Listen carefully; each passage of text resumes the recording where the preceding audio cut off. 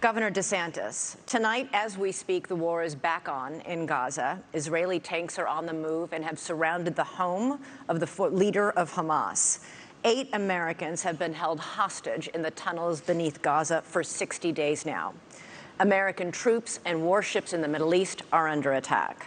How far would you go as president to secure the release of those 8 American hostages? And would it include sending American forces into combat? We have to look out for our people. When there are hostages, Commander-in-Chief, you have to do whatever you can to get them done. But the overall issue with this is this administration is trying to hobble Israel from being able to defend itself. They have a right to eliminate Hamas and win a total and complete victory so that they never have to deal with this again. Hamas wants nothing less than a second Holocaust. They would wipe off every single Jew off the map. They would destroy the state of Israel if we could. Joe Biden will say they support Israel, and then they do nothing but try to kneecap them every step of the way. You should not try to direct their war effort. We should work together with them so that they can bring Hamas to heel. Look, I served in Iraq back in the day. I'm the only one running for president that served in the military. I understand that part of the world. It's not the best part of the world. We do have troops there that Biden is leaving basically as sitting ducks. And you have the Iranians that are attacking these troops, and he's responding with basically pinpricks. If you harm an American service member, you're going to have hell to pay when I'm president. We are not going to let our troops be sitting ducks. We also need to look at what's the underlying problem here. Iran.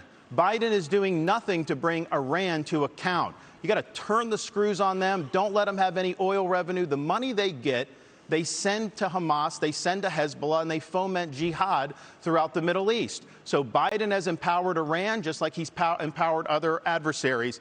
We stand with Israel. They're our best ally in the Middle East. We have a unique relationship with them, and you will see a strong relationship when I'm the president of the United States. But would you send American troops? Elizabeth, look, this is the problem with the first 3 debates. Ron gets asked a question, and he doesn't answer it.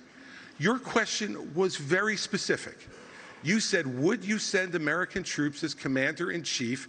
And he went on to this minute and 30-second hosanna about his knowledge of the military and what we need to do, and didn't answer your question. Look, when you're president of the United States, you're not going to have a choice whether to answer that question or not.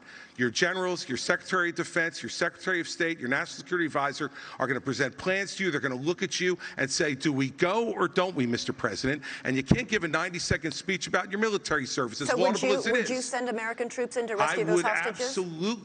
Absolutely. If they had a plan which showed me that we could get them out safely, you're damn right I'd send the American Army in there to get our people home and get them home now. And I'll answer that question directly. Thank you, Governor Christie.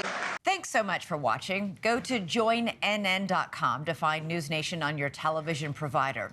And don't forget to click the red subscribe button below to get more of NewsNation's fact-driven, unbiased coverage.